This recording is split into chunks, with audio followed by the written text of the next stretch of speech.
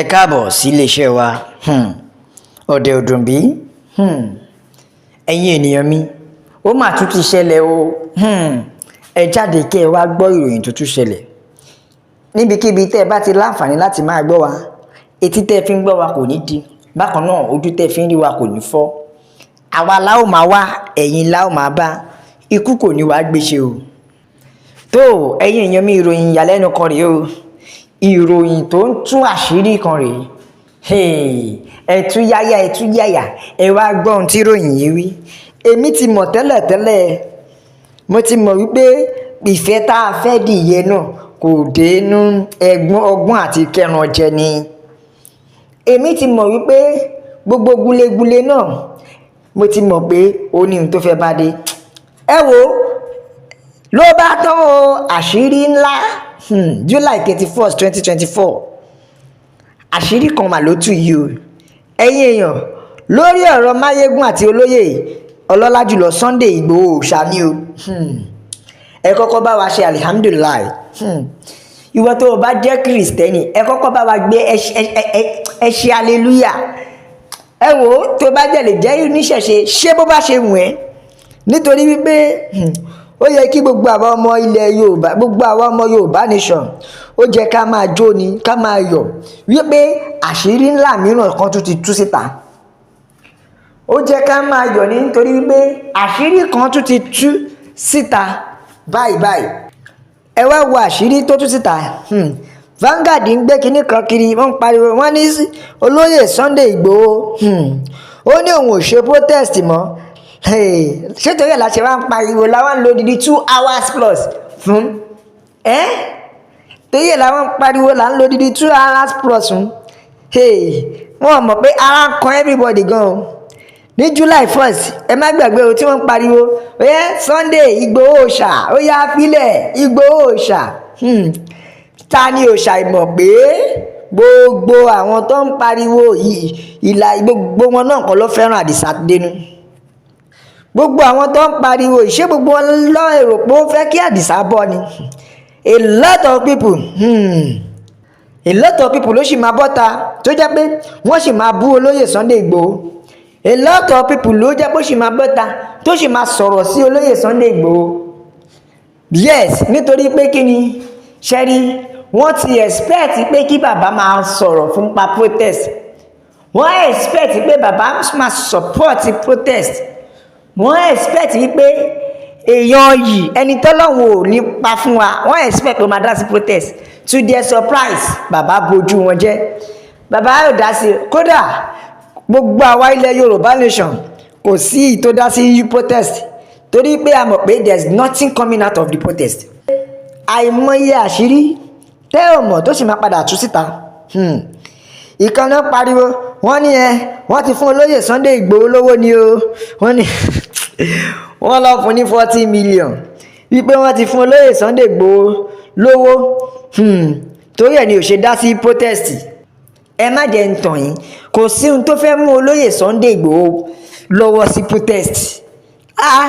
Kò sí ohun tó fẹ́ mú tó lọ́wọ́ sí protest. Even though gan kò condemn sí àwọn tó fẹ́ ṣe protest. No, ó mọ̀ pé right wọn kan ló ń jà fún, ó mọ̀ pé ẹ̀dùn ọkàn wọn ló ń jà fún. Kò contest, kò condemn wọn rárá, kò antagonize wọn, kò takò wọn wípé yes ẹ má ṣe, kò dá sí. Ó mọ̀ pé protest yìí ebi ló ń pa àwọn ará ìlú. Ó mọ̀ pé protest ebi ń pa yín lẹ̀ ń pariwo, ṣùgbọ́n ẹjọ́ òmìnira ni àwa ń jà fún. Ẹ wo, òmìnira ilẹ̀ Yorùbá ni àwa ń jà fún. Ẹ wo bí ọ̀rọ̀ yìí ṣe rí, bí ọ̀rọ̀ Nàìjíríà ṣe rí rèé o. Wọ́n gba búrẹ́dì lọ́wọ́ wọn, wọ́n gba búrẹ́dì lọ́wọ́ Nàìjíríà, kàbí ká sọ pé wọ́n gba ẹ́ńjìn lọ́wọ́ bakery lọ́wọ́ Nàìjíríà, wá fún wọn búrẹ́dì. Nàìjíríà wá ń pariwo wọ́n gba búrẹ́dì ni o. Wọ́n ti wá gba búrẹ́dì yẹn lọ́wọ́ wọn náà torí wọn ò tún rí jẹ. Wọ́n ti gbàgbé pé àwọn gangan ló yẹ kó ní ẹ́ńjìn, tó túmọ̀ sí wípé bakery tí ó mú wọlé tí ó jẹ́ pé yes ọ̀rọ̀ ilẹ̀ Yorùbá ọ̀rọ̀ ilẹ̀ Nàìjíríà àwọn gangan lọ́ní ṣùgbọ́n àwọn olóṣèlú ti ìjà ìkẹ́ ẹ̀ mọ́ wọn lọ́wọ́ bẹ́ẹ̀ mo mọ̀ pé Nàìjíríà fúnra rẹ̀ gan báyìí wọn ti dé ojú ẹ̀ ara sì ń kan àwọn èèyàn ni ara ń kan wọn ni o ara kò tí ì ní wọn dáadáa torí tí ara bá ní wọn dáadáa wọ́n á mọ̀ pé yes tìpátìkúùkù ó dàbí pé kápín ló máa da tí ara bá ní wọn dáadáa ni wọ́n á mọ̀ wípé orílẹ̀-èdè Nàìjíríà yìí ti kú tipẹ́tipẹ́ kò sí nǹkan kan tó fẹ́ jáde lẹ́yìn ẹ̀ mọ́ yes kò sí nǹkan kan tó fẹ́ jáde lẹ́yìn ẹ̀ mọ́ torí ẹ̀ làwa ṣe ń pariwo pé òmìnira tiwa làwa fẹ́ torí ẹ̀ la ṣe rí pé ìgbà àwa ti tètè mọ̀ pé there is nothing this Nigeria can give to the nation except we go on our separate way yes that's why you see us shouting òmìnira ilẹ̀ Yorùbá la fẹ́ torí ẹ̀ la ṣe ń pariwo Yorùbá nation ló lè ṣe torí ẹ̀ la ṣe ń pariwo pé Yorùbá la fẹ́ a fẹ́ gba òmìnira wa àwọn ìjọba wa yìí wọ́n mọ̀ọ́mọ̀ ń fi ebi pa àwọn ará ìlú ni yes wọ́n mọ̀ọ́mọ̀ ti bọ́dà ni wọ́n mọ̀ọ́mọ̀ ti ni torí ẹ̀ ẹ̀yin náà máa wò ọwọ́ bọ́sítà sọ wọ́n ń da ráìsì síta wọ́n ń da ráìsì síta torí wọ́n ti mọ̀ pé tí fún lọ́rùn lẹ́lòmíì jẹun kókó àsùnmọ́ rẹ̀ gbá ni wọ́n mọ̀ọ́mọ̀ ṣe ni torí wọ́n ti rí pé ẹ máa wò tàbá ti fún wọn lóúnjẹ díẹ̀ sí ara wọn á balẹ̀ yes but we are not hungry of food we are hungry of our what of our freedom ebi òmìnira wa ló ń pa àwa Sunday ti ní bàbá olóyè Sunday Igboho ní òun ò support òun ò dá sí o kò dá sí protest rárá bẹ́ẹ̀ kí ló dé tó fi wá jẹ́ wípé olóyè Sunday Igboho lè wá rí because yes I can remember very well kò ń ṣe bàbá nìkan ni ò support kò ń ṣe olóyè Sunday Igboho nìkan ni ò support kò ń ṣe olóyè Sunday Igboho ni ò sọ̀rọ̀ ẹ má gbàgbé o nígbà tí Sanwó-Ore ìgbà tó lóun ò support tó lóun ò ṣe òun ò support tí wọ́n ní Àbújá kò sẹ́ni tó rí nǹkan ṣe sí o ẹ rí nǹkan ṣe sí o àbí wọn ò sọ̀rọ̀ rárá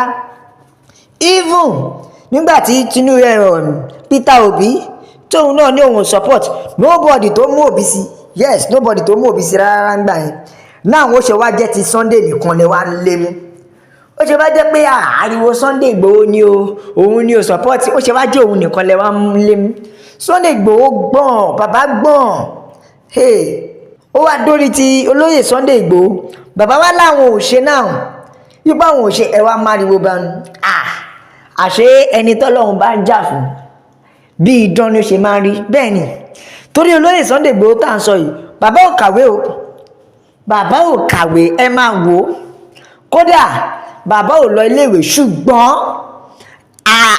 ẹ̀bùn tó wà lára bàbá àti nǹkan tí Ọlọ́run gbélé bàbá lọ́wọ́ ẹ rí bí ògùn ẹ ṣe tàn òun ló wá di ìlú mọ̀ọ́ká kódà gbogbo ìlú ló fẹ́ ẹ má gbàgbé ní July 1st ó yà yín lẹ́nu ó yí àwọn èèyàn lẹ́nu pé báwo ló ṣe escape pàkúté tó dẹ fàpàrọ̀ agilítí ló mú ó yí àwọn lẹ́nu pé báwo ló ṣe escape wípé kí ló dé tí wọ́n fi filẹ̀ ní Benin kí ló dé tí ò fi wà ní Benin tí kò kú sí sẹ́ẹ̀lì ní Benin mọ́mọ́ ó máa yà wọ́n lẹ́nu ó yà wọ́n lẹ́nu pé bí bàbá yìí ṣe béèrè lọ́wọ́ president Benin pé kó fi Sunday sílẹ̀ fóun tó kí ló dé tí president yìí tí kò filẹ̀ fún wọn kò fi olóyè Sunday Igboho sílẹ̀ o torí àwọn gan wà surprise pé kí ló dé bet yet Ọlọ́run tó máa gbèjà ẹ̀ ó rè kí ni ikú yẹn fò dá ìgbà tó wá rí pé wọn ò mọ bó ṣe máa mọ bó ti ṣe ń pariwo nìyẹn olóyè Sunday Igboho ti gbowó